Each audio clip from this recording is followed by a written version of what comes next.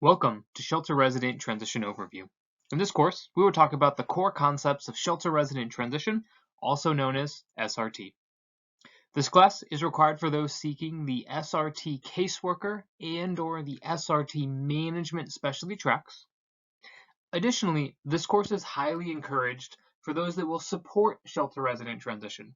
This can include mass care chiefs, client care chiefs, housing liaisons, those serving in external relations and individual disaster care activities, and even those serving as HQ sheltering managers or shelter site managers.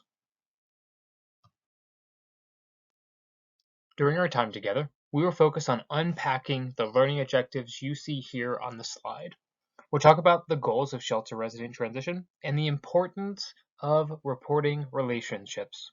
Then we'll jump into processes related to SRT, namely SRT triage, SRT casework, building shelter resident transition plans, and the acknowledgement of needs-based SRT financial assistance.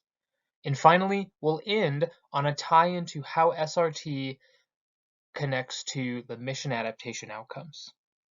Through all of these, we will focus on the importance of collaboration for all Red Cross activities to come together to support shelter residents while they are staying in the shelter and as they plan their transition from the shelter. There are three main goals to shelter resident transition. The first, we want to be able to rapidly identify the transition needs of our shelter residents. This is our ability to understand how the disaster impacted them and what is keeping them in the shelter. As we understand these things, we are also focused on supporting shelter residents transition to a more sustainable living solution. We know the shelter is a temporary place where they can stay, so we want to help them move forward more quickly in their recovery. As we do each of these very client-facing activities, we are also able to clearly communicate to DRO leadership to inform Red Cross operational decision-making, such as how many workers are needed, how long do we believe the shelters will remain open for, and which partners we should engage with to best support our shelter residents. Those three goals tie in perfectly to client-first sheltering. Client-first sheltering is best summarized by the emphasis on the individual needs of each client in our shelter, and that as all of us as Red Crossers in our unique roles all work towards supporting the client in their recovery. Shelter resident transition fits into this as a key aspect of the sheltering activity and as a component of the Red Cross's mass care program. Here you see a very basic table of organization that would be in place inside of a shelter. In the bottom left-hand corner, you'll see the SRT workers. These are the folks that will engage with clients in the shelter, commonly at least once every few days, to help them plan their transition from the shelter. By doing so, they will frequently engage with other workers in the shelter, such as shelter workers, feeding workers, and the health and mental health workers. These SRT workers report to an SRT supervisor. The SRT supervisor's main responsibility is to support the SRT workers in their daily work. This includes daily debriefs with the team to ensure forward progress for all clients in planning their exit from the shelter. They also work in collaboration with the other supervisors at the shelter site, and the SRT supervisors will receive support from the DRO HQ SRT manager. Lastly, the SRT supervisor reports to the shelter site manager. This is because the shelter site manager is responsible for all activities and services offered in the shelter, including shelter resident transition. Now we see a little more complex table of organization, where those positions with the black outlines work within the shelter site, and those positions with the red outlines work at the DRO headquarters level. Recall, the SRT supervisor at the shelter site receives support from the DRO HQ SRT manager or an assistant when the operation is so complex. and this is represented by the red dotted line that you see on the screen. These HQ SRT managers are the subject matter expert of shelter resident transition on the disaster relief operation, providing support to the SRT supervisors, including planning for staffing, material support, working with external relations and housing liaisons to ensure external resources are engaged for each shelter, and they provide overall support to turn the SRT strategy into actionable tactics in each shelter on the operation. For our final table of organization slide, notice that the HQ SRT manager reports to the mass care chief.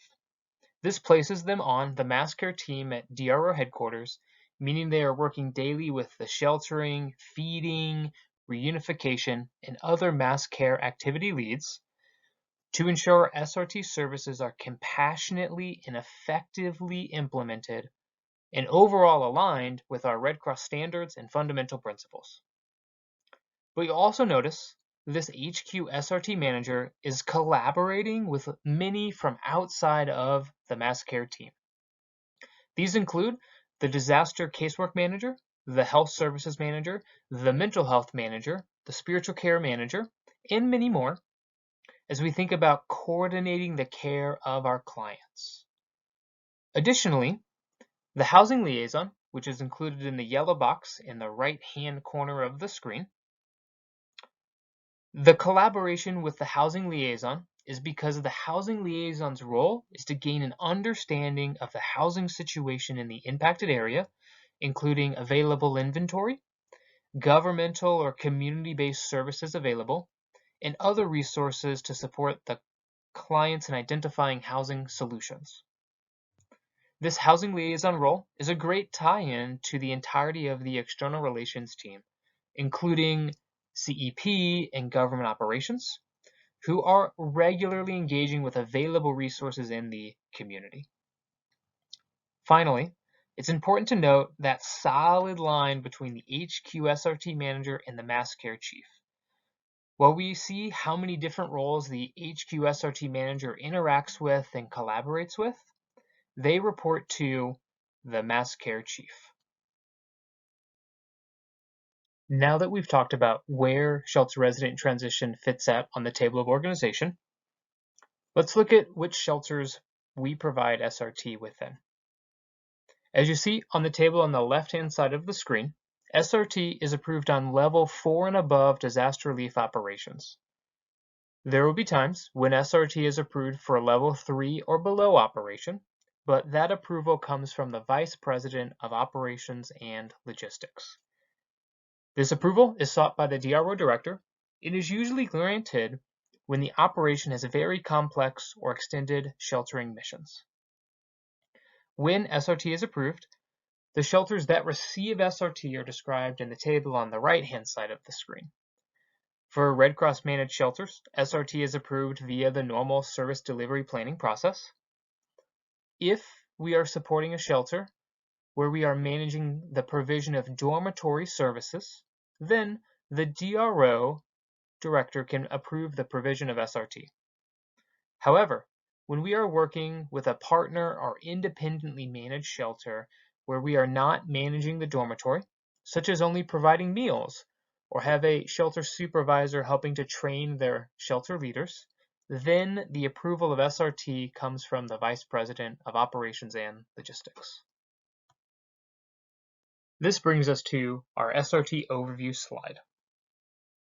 When a client arrives at a shelter, our top priority is to provide safety, comfort, and overall a safe haven for them.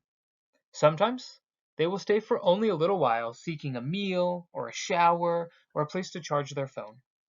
But when the household decides to stay the night at the shelter, then the sheltering team completes the dormitory registration module in the Shelter Client Information app, also known as SCIA. Remember, SCIA is the primary method we use for registering clients into a shelter. After the dormitory registration is completed, the Disaster Health Services team will complete CMIST inside of SCIA. This assessment is to help the family maintain their health while staying in the shelter. Then, SRT triage, which we will cover more in depth on the next slide, is completed also inside of Skya. After triage is completed, we jump into SRT casework, which has us documenting our casework inside of RC Care. During SRT casework, we are always working towards the gray box, that families are able to transition from the shelter to a more sustainable living solution. We always have to remember that at any point in this process, a family can present with a transition plan. In helping them accelerate their recovery, we want to help them take action towards this plan quickly, thus the principle you see in the blue arrow on the right-hand side of the screen. Any time is the right time to transition from the shelter. Now, let's talk a little bit more about SRT triage. We know that the term triage comes from the medical field, but this term was specifically selected because it implies an assessment that results in an action. And here's what we mean by that. SRT triage is a quick point-in-time assessment of a household in a shelter so that we can better understand their situation and the level of support they may need to support their transition from the shelter. We ask 12 questions that have standard responses that help us understand the household's pre-disaster living situation, how the disaster impacted them, and what resources and complicating factors they might bring to their transition planning conversations. SRT triage is our first step in SRT to build a trust-based relationship with the family, which also then allows us to provide situational awareness to DRO leaders about the needs of our households and shelters in forming key decisions. Currently, SRT triage usually happens a few days after dormitory registration is completed. This is because we want to be able to make sure we can provide for the safety, comfort, and security needs of our clients. Then we can help them think about their recovery from the shelter. Finally, SRT triage is not SRT casework. They are different and have distinct processes that serve different outcomes, and so we should never forget to do SRT triage before starting SRT casework. As mentioned previously, the Shelter Client Information app, also known as Skya, which can be accessed electronically from a mobile phone, a laptop, or a tablet, is our primary method for capturing SRT triage information. You see on the left-hand side of the screen where SRT triage has not been completed. So the worker completing SRT triage would click the red Start button to begin to walk through the 12 questions. In very rare instances, when Skya is not available, there is a backup option, and that's the paper-based Shelter Client Information form that you see on the right-hand side of the screen.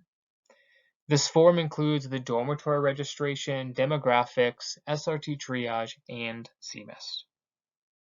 If this is used, as soon as possible, the information must be uploaded into Skya.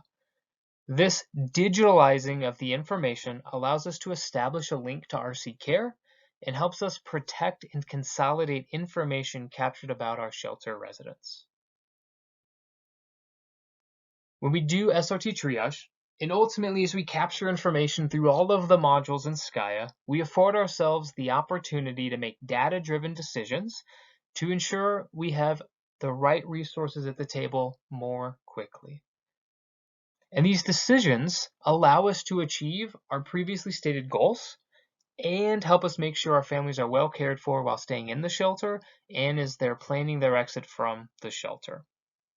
These decisions can be easily grouped into 5 key areas, and they have an impact at the household, the shelter, and the DRO-wide level. These 5 areas are planning for SRT, supporting every shelter, every day, every need, also known as E3. They help inform the length of sheltering and the staffing footprint that we'll need, and any shelter resident transition support that might be needed. Let's look at one example. Thinking about staffing, SRT triage is completed at the household level, and the aggregated results help inform the shelter-specific and the DRO-wide SRT casework strategy, and also the completion of the SRT functional plan to know how many SRT workers are needed on that operation.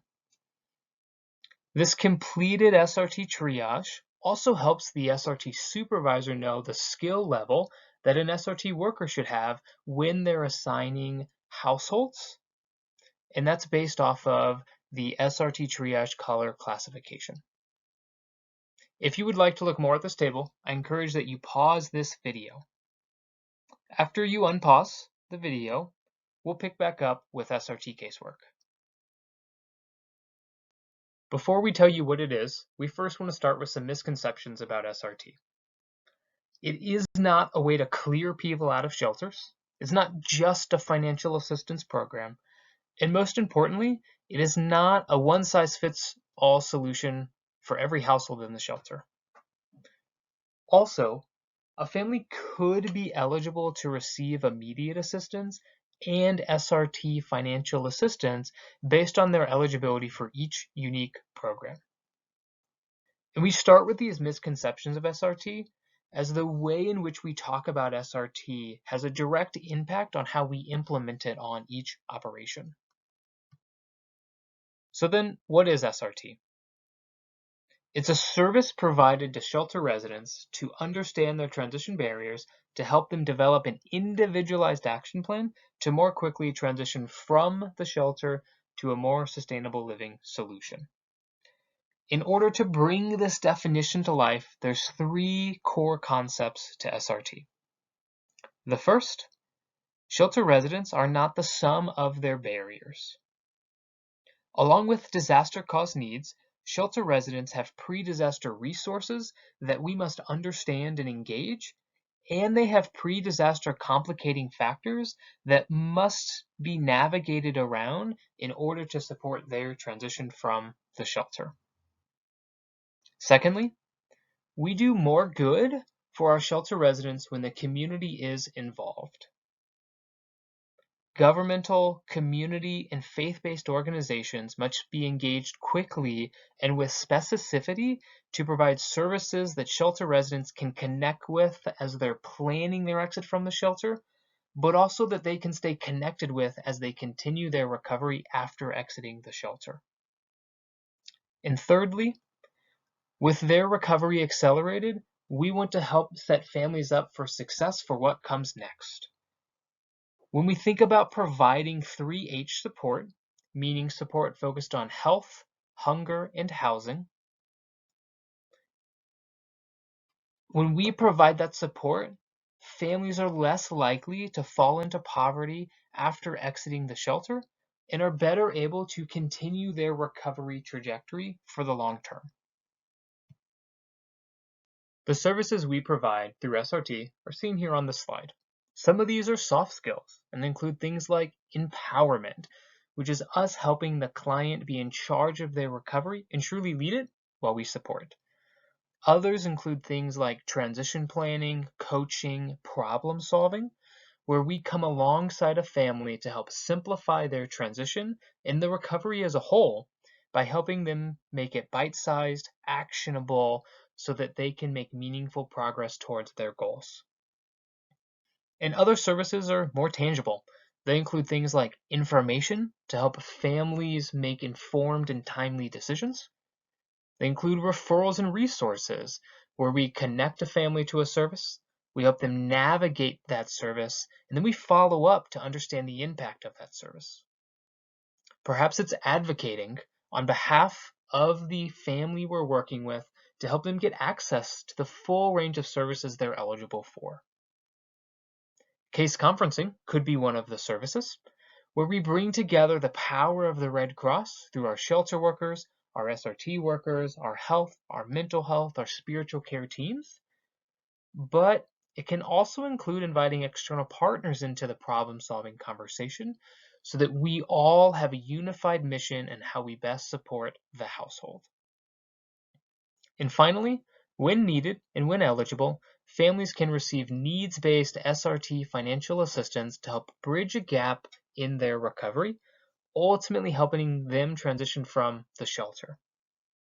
But remember, this occurs after we've provided the other casework services we just reviewed and is intended to be a part of their holistic transition support.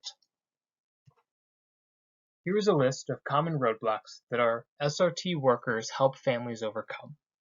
We know that about 70% of the roadblocks faced by our shelter residents are in the area of housing.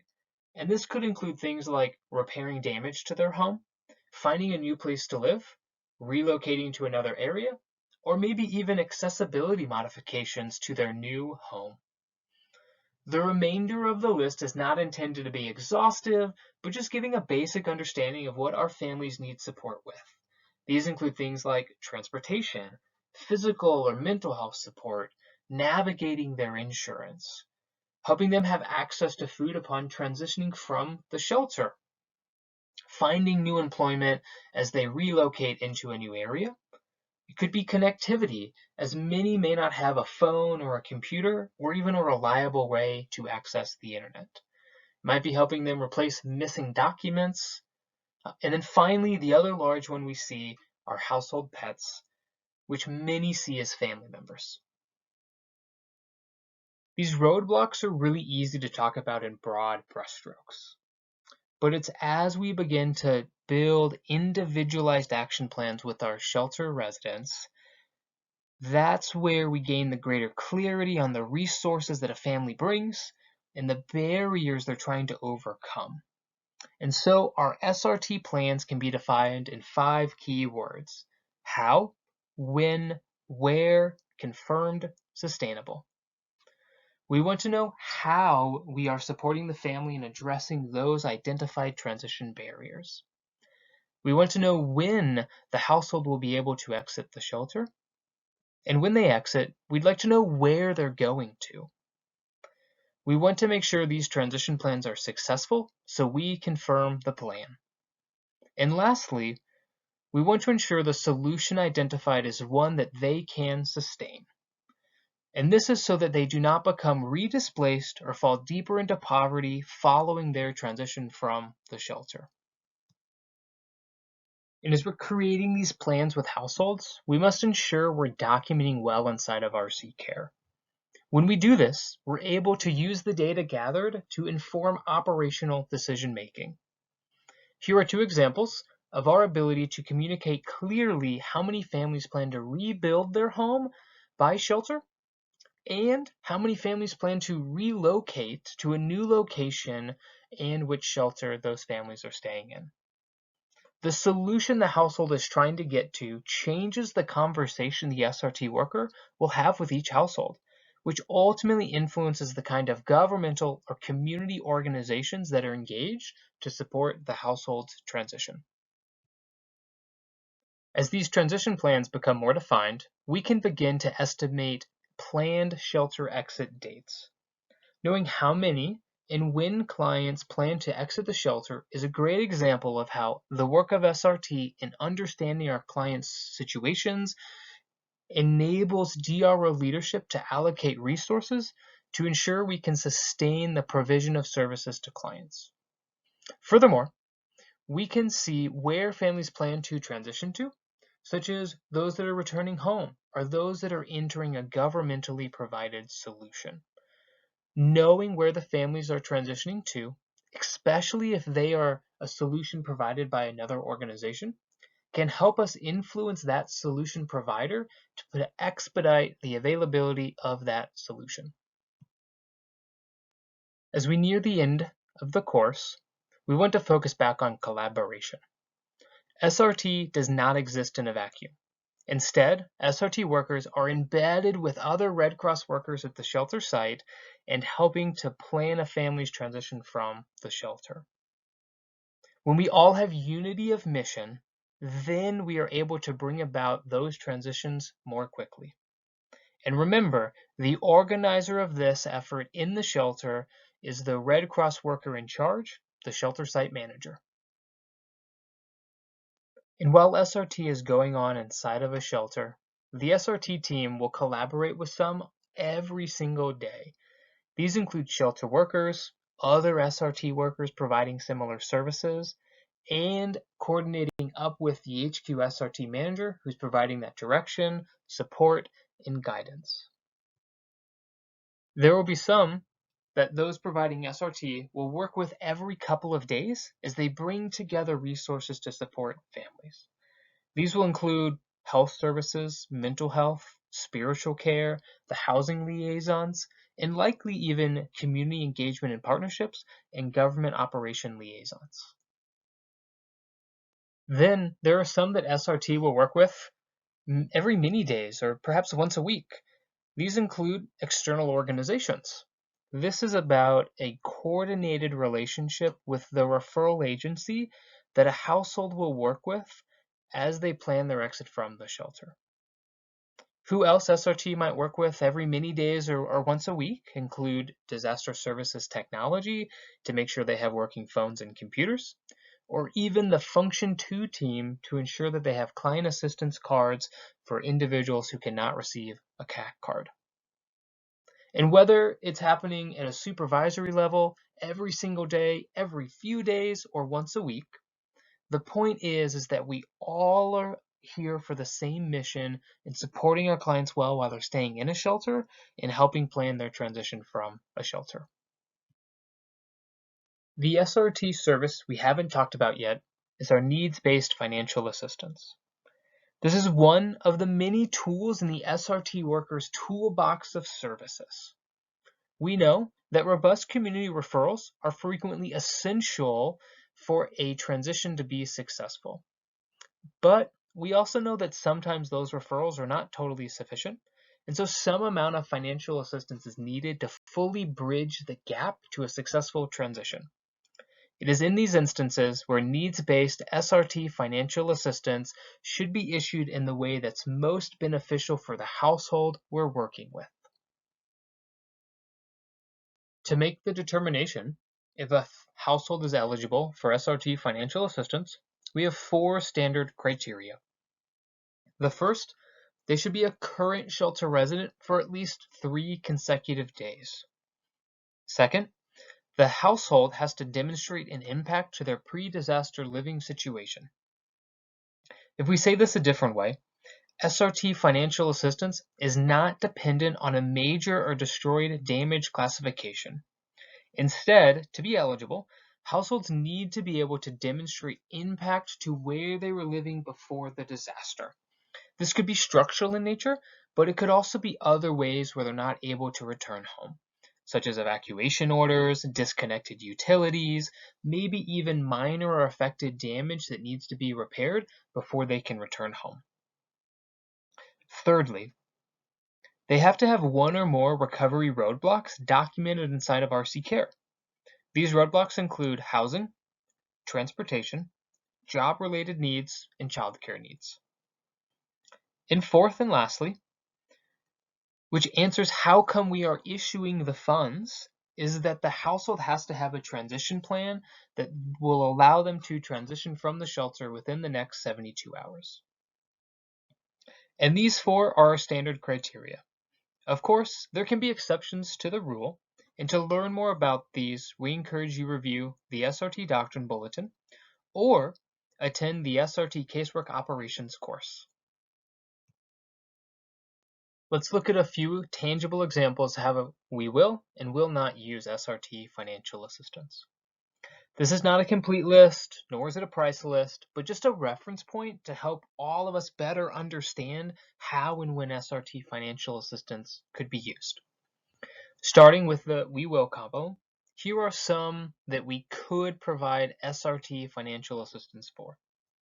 First month's rent or security deposit, helping a family rebuild or repair their home with some construction supplies, replacing lost household items, maybe even covering some permitting fees.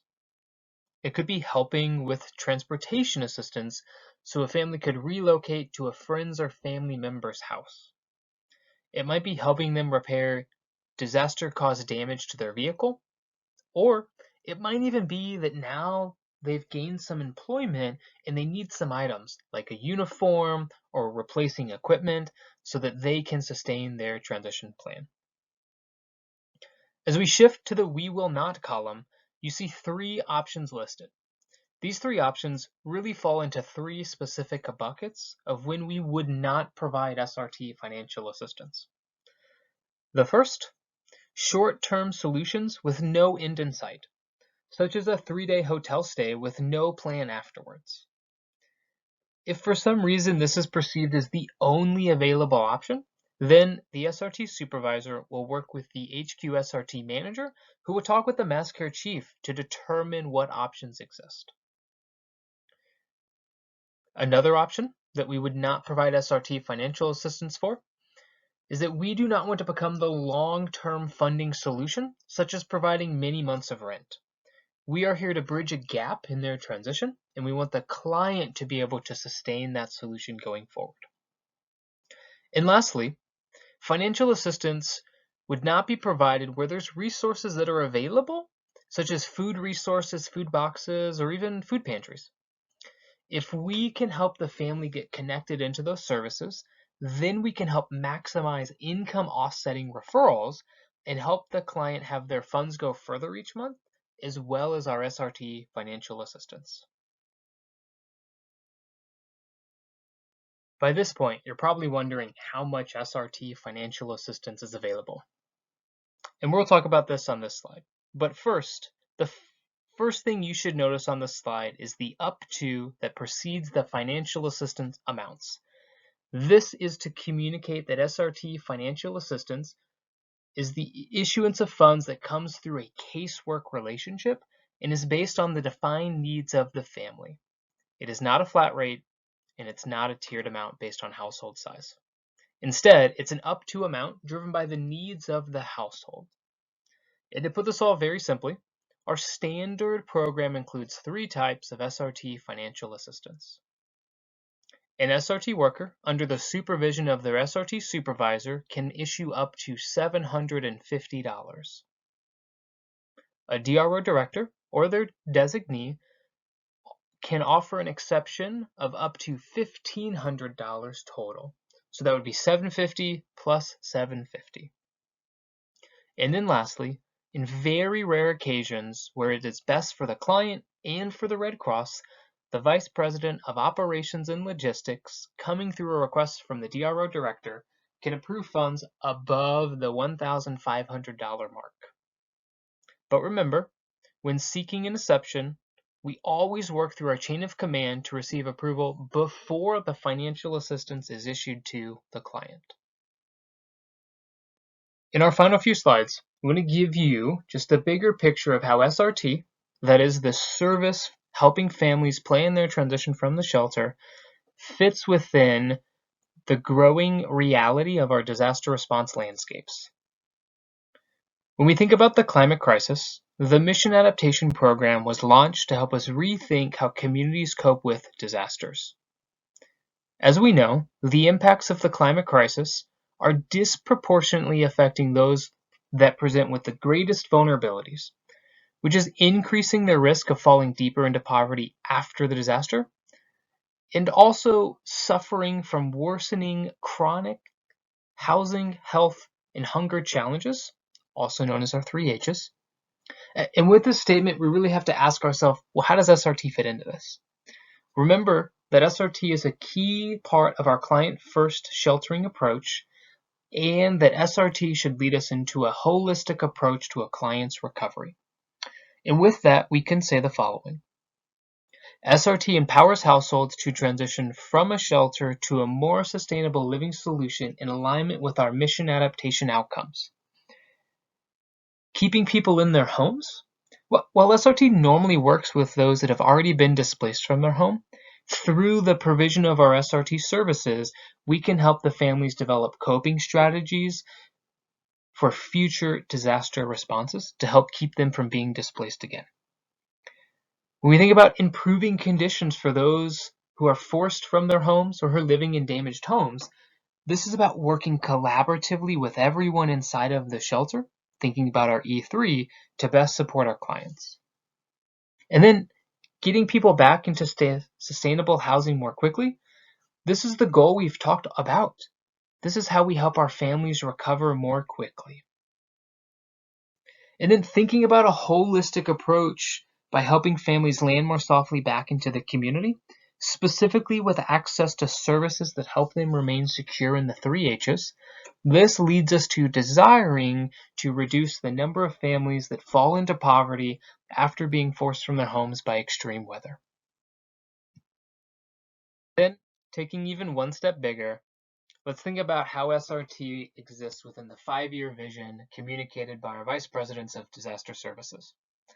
In these 3 key areas, one of being the most trusted disaster relief provider. The information we gather about our shelter residents and are able to share helps us give timely, factual, and relevant information to our partners, thus increasing trust. As we shift from this transactional to transformational, the nature of a transformational recovery approach is meeting individuals where they are at to focus on positive outcomes that will accelerate their recovery. It's not just about closing the shelters.